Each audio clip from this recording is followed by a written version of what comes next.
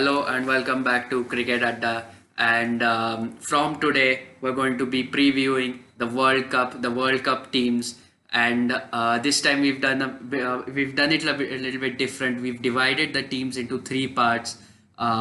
So today we're going to start off with the underdogs. Yeah, so now that the IPL is over, the focus directly shifts on to the biggest tournament in cricket, and that's the ICC Cricket World Cup 2019. England and Wales is the venue for the World Cup. So as he just mentioned, we will start with the underdogs, and we have divided all the 10 teams in three groups. So this is the first group about the underdogs. We have three teams in this group. Afghanistan, Bangladesh and Sri Lanka. I don't think there would be any arguments around that. These three teams start as underdogs, even though some of them might go ahead in the points table later on. But so let's start with Afghanistan. They qualified through the qualifiers. They were absolutely brilliant. They won that qualifying tournament, won the final against the West Indies. Here's a look at their squad on your screen right now. Who are the key players here as you look at the squad? So obviously if you look at the squad, you can see a few key players in their spinners who've obviously they've made their name through the IPL. Rashid Khan, Mujibur Rahman and Mohammad Nabi. Definitely. That spin trio is going to be very dangerous if they get dry pitches in England, which will help the spinners. Then obviously these spinners will be very useful. If you look at the top order, there is players like Mohammad Shehzad and Hazratullah Zazai. Now obviously we all know about Mohammad Shehzad. He has the helicopter shot, a big fan of MS Dhoni, smashes it from ball one. Hazratullah Zazai is also an explosive opening batsman. I saw him in the Afghanistan Premier League, smash 6 sixes. A left-handed batsman, he is quite aggressive, so don't count him. Even if you look at the number 3 batsman Rahmat Shah, I think he has a couple of hundreds. He's a consistent batsman. He will keep piling on those runs rather than going hard. So Afghanistan I think have a very good chance of going forward in the World Cup. Obviously they're not one of those teams where you underestimate them or you'll think that they'll finish last or anything. There is a chance they can get through to the maybe semi-finals. There is a chance. They might finish 5th or 6th, 7th or 8th. I don't know really, but getting into semis is a bit difficult. We'll have a look at the probable 11 pretty quickly. Obviously, as mentioned, Mohammad Shehzad and Hazratullah Zazai. Then they have a middle order which is quite experienced. Then you have the spinners in Nabi, Rashid Khan and Mujibur Rahman. How important are these three players? Especially in white ball cricket, these three have been a revelation for all the teams which they have played over the globe. Yeah, obviously they're very important, but there is a point to note that if you look at the two spinners, Mujibur Rahman and Rashid Khan in the IPL, they have been a little underwhelming. Especially Mujibur Rahman. He went for 66 in his 4 overs against Sunrisers Hyderabad, which is not what you expect from a top bowler like Mujib. So he was eventually dropped as well. So there is a point to note, even Rashid Khan compared to the last year's performance, he didn't have a great performance this year. He was economical but didn't get those wickets. But obviously he has 10 overs at his hand in the one-day format. So obviously, but there is again a question to be asked if whether the batsmen have read these bowlers now, if they are able to now play their shots. So let's see about how this Afghanistan team plays. They're a very young team. Just a weakness here. The pace department looks a bit weak. They don't have the best of fast bowlers. Obviously, with an upcoming team, you don't get everything. So the opportunity for their team is to upset a few teams. If they can win against some of the top teams, it will be really great. If they get a few good results, if you can say that maybe they'll beat Bangladesh, maybe they'll beat Sri Lanka, and if they get a few good results going their way, then maybe 5 wins, 6 wins out of 10. Out of 9, then you can't say they might even qualify. So that was Afghanistan team for you, very young team, and a good chance for them this World Cup. Going from Afghanistan straight to Bangladesh. Bangladesh surprised everybody in the Champions Trophy as they made the semi-finals. Now there's a squad on your screen. It looks pretty experienced, doesn't it? Tamim Iqbal, you have Shakib Al Hasan, the vice captain, you have Mushfiqur Rahim, you have Mohammadullah, Mashrafi Mortaza, obviously the captain, is playing his last World Cup. How important is this core? It's a good core, obviously, but then you again go down and look at the spinners. and there are absolutely no wrist spinners. Yes, which that's a good is point made there. No yeah. wrist spinner for Bangladesh, which is quite surprising considering that it is wrist spin which Yeah. has ruled over limited overs cricket. Yeah, but then again, if you look at their batting, it's pretty strong. Tamim Iqbal, Soumya Sarkar. I think we'll go into the playing probable Yeah. 11 now. Yeah. That batting core of Tamim Iqbal, Sarkar, Shakib Al Hasan, Mushfiqur, and Mohammedullah. That's a very good top five. If you look at that, there is a weak link in the finishing, although. Yeah. Sabir Rahman and Mohammad Mithun Yeah. have been there for Bangladesh but haven't done it as expected from them.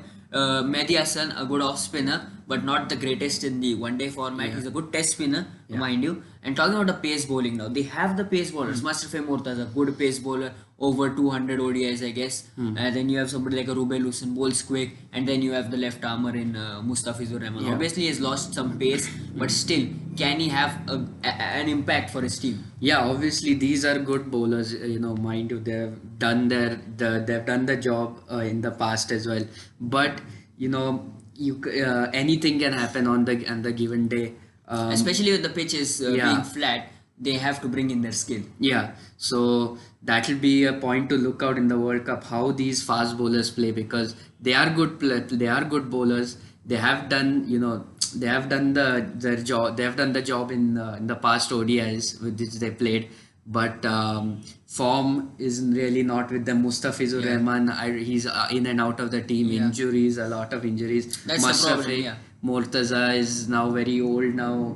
Last He's World Cup lost for his lost his pace a lot. Rubel Hussain as well, not very consistent. So there's a problem there with the pace bowling. They might have to look into it.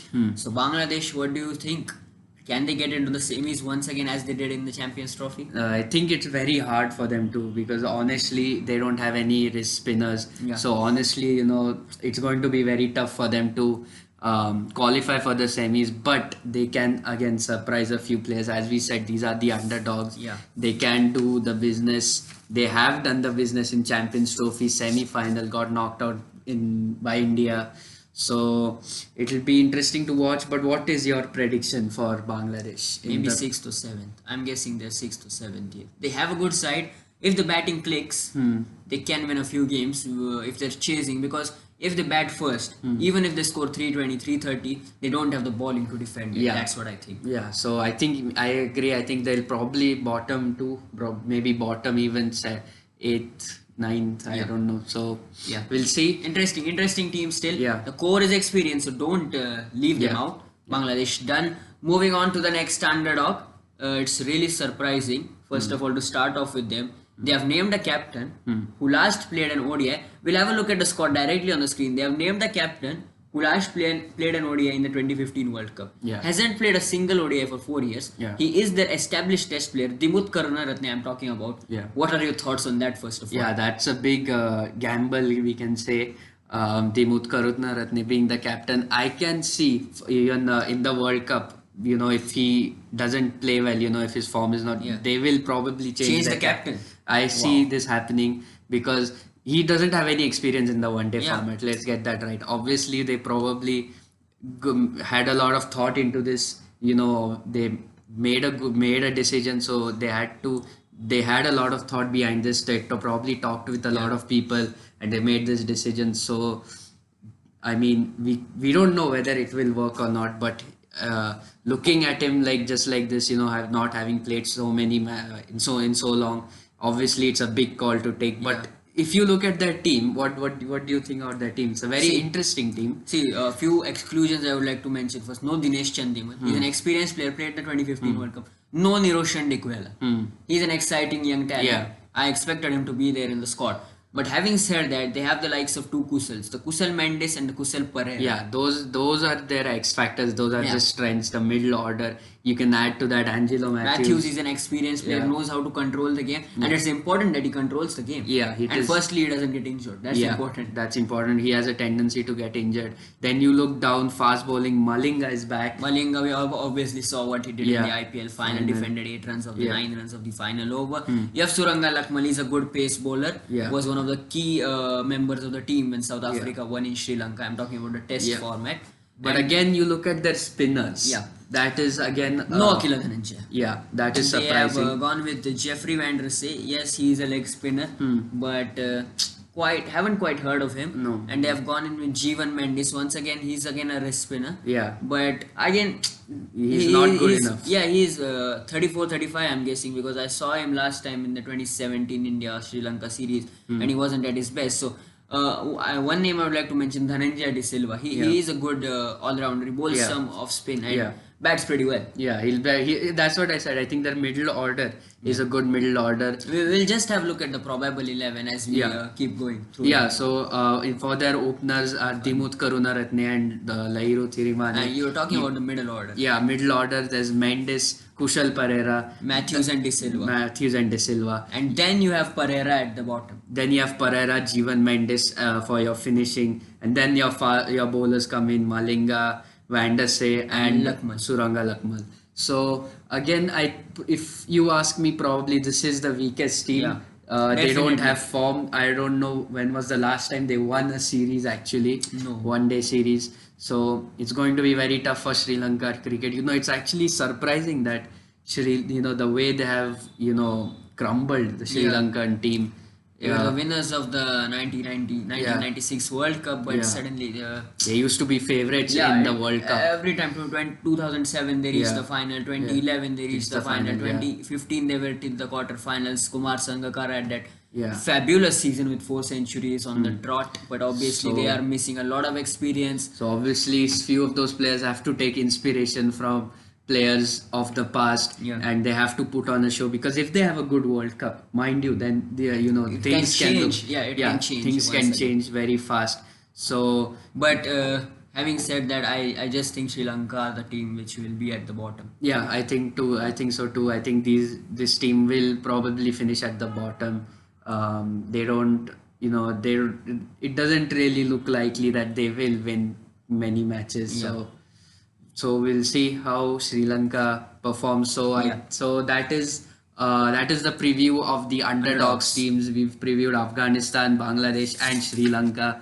And so stay tuned for the middlemen teams which we will preview. And thank you for watching. Thank you very much. Like, share, and subscribe, and keep on watching Cricket.